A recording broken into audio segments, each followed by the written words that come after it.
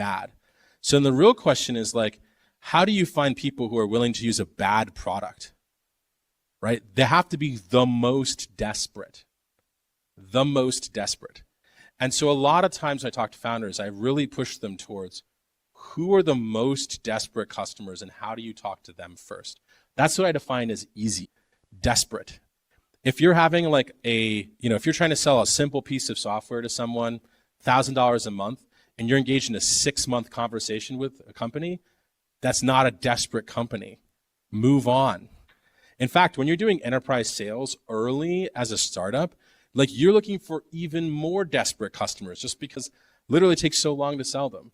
So if you don't feel like you're dealing with desperate people, if you feel like you are trying to get impressive customers who aren't desperate, you're probably doing it wrong. Literally, the number one thing I often tell founders is just like, whose business is going to go out of business without using you?